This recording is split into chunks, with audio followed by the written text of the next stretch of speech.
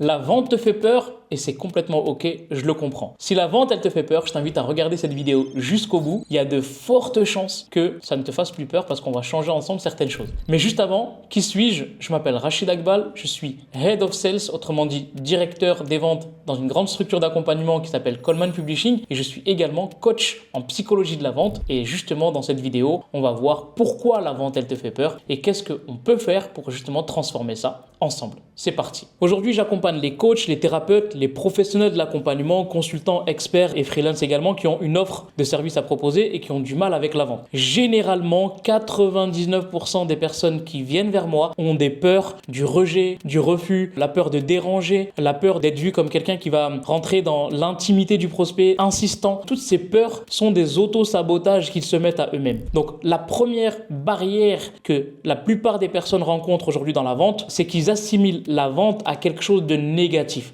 Or, c'est pas le cas. Et pourquoi ils assimilent ce mot vente à quelque chose de négatif? C'est parce que le commercial a une mauvaise image en francophonie. Pour eux, un commercial, c'est un vendeur de tapis qui est là pour te vendre n'importe quoi à n'importe quel prix. Mais c'est faux. Il y a des bons commerciaux et il y a des commerciaux qui abusent. Tout simplement comme il y a des bons professionnels de l'accompagnement et il y en a d'autres qui sont un peu moins bons. Bon, on va pas mettre d'autres choses derrière tout ça, mais tu as compris le principe. Donc, la première chose, c'est les auto-sabotages que tu rencontres dans la vente, c'est tes peurs en fait et tes croyances qui t'empêchent d'avancer. Donc, ce qu'on fait généralement dans un premier temps, c'est de déconstruire tout ça. La vente, c'est pas quelque chose de mal. D'ailleurs, si pour toi la vente c'est quelque chose de mal, ok, remplace ce mot par donner envie d'acheter. Et donc là, dans ton activité, tu es pas là pour vendre parce que t'es pas un commercial qui veut juste faire sortir la carte bleue, mais tu es quelqu'un qui est assimilé à un professionnel de l'accompagnement et donc qui va leur donner envie d'acheter. Donc première chose, on peut changer tout simplement la définition. Mais comprendre que les principales peurs, ce sont des histoires qu'on se raconte à nous-mêmes. Et les histoires qu'on se raconte à nous-mêmes sont souvent très dangereuses. Toutes ces histoires qu'on se raconte à nous-mêmes, que ces personnes qui viennent vers moi se racontent à eux-mêmes, sont des autosabotages, ça on l'a déjà vu, mais ce qui crée chez eux une baisse d'énergie, parce que quand tu accumules 10, 15, 20 appels de vente et que tu fais 0 vente, tu es sous un nuage très très foncé, très très gris, qui t'empêche en fait d'être toi-même parce que tu manques de lucidité. Et donc en fait, à ce moment-là, quand tu ressens cette frustration, cet énervement, cette colère parce que tu n'arrives pas à vendre, qui est liée aux histoires que tu te racontes à toi-même, parce que tu penses que tu es trop insistant, que tu penses que tu rentres dans l'intimité de la personne, que tu es dans le forcing et des choses comme ça te fait baisser en énergie, tu perds en lucidité, tu es assimilé à une personne qui a un taux d'alcoolémie dans le sang qui est assez élevé. Pourquoi? Parce que tu réfléchis plus avec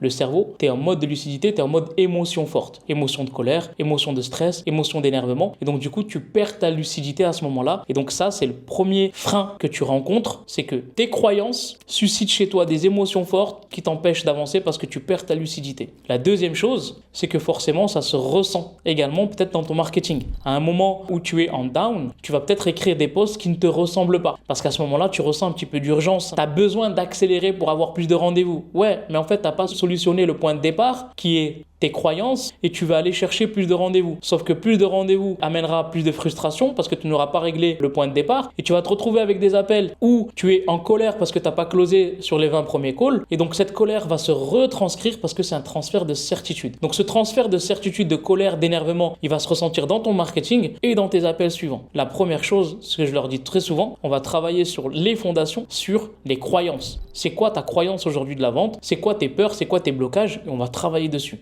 C'est la première chose. Une fois qu'on a travaillé sur ces fondations, donc sur son être, là on va aller sur de la pratique. Et encore une fois, on va aller sur la pratique qui est alignée et authentique avec toi-même. On va pas se raconter une vie, on va pas s'inventer une vie. On va vraiment être soi-même. Donc, 1, je travaille sur mes blocages. 2, les premières actions que tu vas faire, c'est déchirer un script, le mettre à la poubelle et tu vas suivre en fait une trame. Une trame qui est basée sur les neurosciences, une trame qui est basée sur le fonctionnement du cerveau pour avoir juste un déroulé logique de ton appel. Donc, c'est de trouver en fait ce qu'on appelle une discipline, une organisation correcte qui va te permettre de mener ton appel de A à Z en ne rien oubliant. On va rien oublier parce qu'on va suivre une trame. Parfois, dans l'échange, c'est possible que la personne nous amène à parler du point 4 avant le point 2. C'est OK aussi, parce qu'il n'y a que toi qui sais que tu suis une trame, ton prospect, il ne le sait pas. Par contre, quand tu déroules un script et que tu poses des questions que 90 000 personnes lui ont déjà posées avant, il sait que tu es en train de suivre une trame. D'ailleurs, parfois même, c'est possible que dans tes appels de vente, tes prospects t'ont dit « Ouais, je sais ce que tu es en train de faire ». Moi, personnellement, sur ces 2 dernières années, jamais une personne m'a dit « Je sais exactement ce que tu es en train de faire ». Pourquoi? Parce que je suis la trame, mais en étant aligné avec moi. Ça veut dire que je sais comment poser des questions en fonction de ses ressentis, de ses émotions et de ses retours. Donc, on va travailler sur discipline, organisation,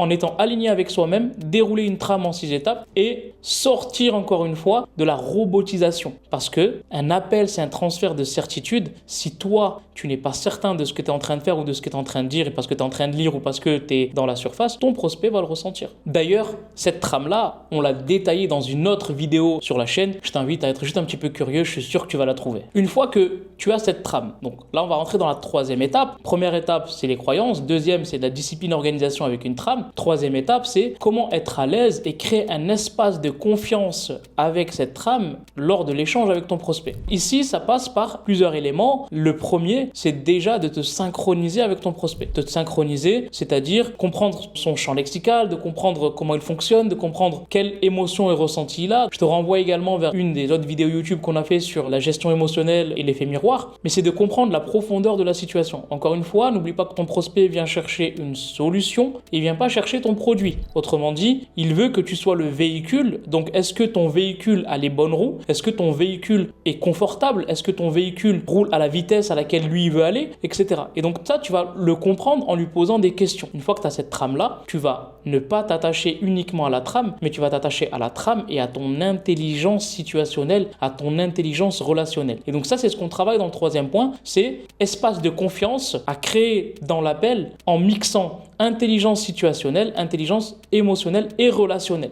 Autrement dit, je vais rebondir parfois sur des choses qu'il ne s'imagine même pas. Je vais peut-être creuser à des moments où lui, il ne s'y attend pas. Et je ne vais pas creuser à des moments où lui, il s'y attend dans l'appel. Mais je vais le reprendre beaucoup plus loin dans l'appel. Il m'est arrivé, dans un appel, récemment d'ailleurs, avoir repris une phrase de la personne, elle me l'a dit à la première minute, je l'ai repris au bout de 47 minutes. Comment? Parce que j'ai installé un espace de confiance, la personne elle s'est livrée, mais par contre, je n'ai pas oublié ce que la personne m'a dit lors de la première minute. Pourquoi? Parce que ma concentration, elle est développée, elle est dévouée, dédiée essentiellement à la personne que j'ai en face de moi dans l'appel et rien d'autre. Le but ici, en utilisant ces étapes, donc travailler sur les peurs, avoir une discipline, une organisation, comprendre la profondeur de l'intelligence situationnelle, relationnelle et émotionnelle, c'est bien sûr d'amener la personne à se choisir. Autrement dit, dans un appel de vente, l'objectif, c'est pas que tu closes, c'est que ton prospect s'auto-close. Il ne s'auto-closera que si il ressent que cet espace de confiance est clair et lui est totalement dédié par ton écoute, ta compréhension, la profondeur de tes questions, ton aisance, ta certitude, mais également s'il sent que le véhicule que tu proposes, parce qu'il vient chercher une solution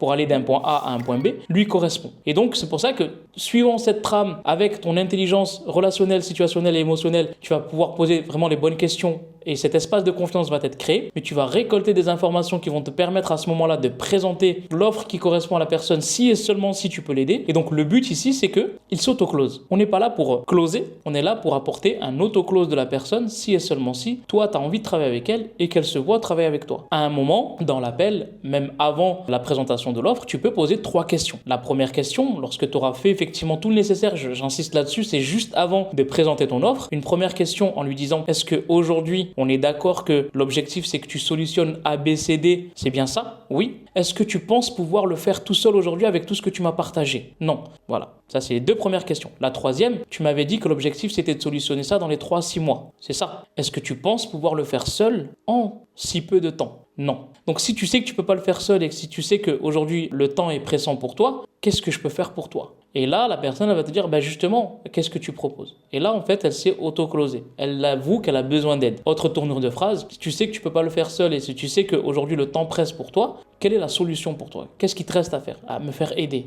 Ok, elle s'est auto-closée. Elle vient de dire, j'ai besoin d'aide. Donc, c'est aller chercher l'auto-closing pour éviter derrière d'avoir énormément d'objections. Même si c'est pas garanti que tu n'en aies pas, mais c'est complètement ok. Si tu oublies ces étapes et si tu ne le fais pas, autrement dit, tu penses la chose à la place de ton prospect, l'espace de confiance que tu as créé dans l'appel peut se briser. Autrement dit, tu fais des suppositions et des jugements. Tu penses que elle a besoin d'aide. Tu penses qu'elle veut se faire accompagner. Et lorsque tu présentes ton offre, fort possible à ce moment-là, 95% de chances que tu te retrouves avec l'objection, je vais essayer tout seul. Tout simplement parce que tu as fait une supposition de ne pas poser des questions d'auto-closing, tu as fait un jugement à ce moment-là. Et donc, tu t'es retrouvé avec le revers de la médaille à la fin et que la personne elle te dit bah, je vais le faire tout seul. Tu casses ce qu'on appelle cette relation de confiance que tu as créée avec la personne parce que tu fais un jugement, une supposition. Et donc là, tu vas commencer à batailler et tu vas rentrer dans tes anciennes croyances comme quoi vendre, ça va être la guerre et la bataille. Oui, mais tu m'avais dit que ça. Et là, je comprends pas, tu me dis ça. Oui, mais tu m'avais dit que ça. Et donc, on va rentrer dans une guerre interminable. Et c'est pas ce qu'on recherche. C'est pas ce qu'on veut. À ce moment-là, le prospect, il est auto-closé parce qu'il t'a répondu qu'il avait besoin d'aide. Tu peux présenter ton offre derrière. C'est incohérent s'il te dit je veux le faire seul. Et si c'est le cas, tu peux lui dire est-ce que tu me permets de te poser une question? Juste avant, tu m'avais dit que tu avais vraiment besoin d'aide. Là, tu me dis que tu peux le faire seul. Mais juste avant, tu m'avais dit qu'en 3 mois, tu ne pouvais pas le faire seul. Je comprends peut-être que c'est le montant d'investissement qui te met dans cet état-là et auquel cas c'est ok aussi. L'investissement et les finances c'est complètement un sujet d'actualité, on peut en parler. Et là sûrement l'écran de fumée, la barrière mentale va s'enlever et on va aller sur l'objection finance. Et d'ailleurs si tu veux en savoir plus sur ces différentes étapes, à savoir les croyances limitantes, la discipline, l'organisation, la trame, également l'intelligence situationnelle, émotionnelle, relationnelle et bien sûr ce qu'on appelle l'autoclosing, je t'ai préparé un atelier de 35 minutes, tu vas pouvoir le trouver juste en dessous, en premier commentaire, il y a le lien, je t'invite à cliquer dessus. Et pour ma part, on se retrouve de l'autre côté. Salut à toi.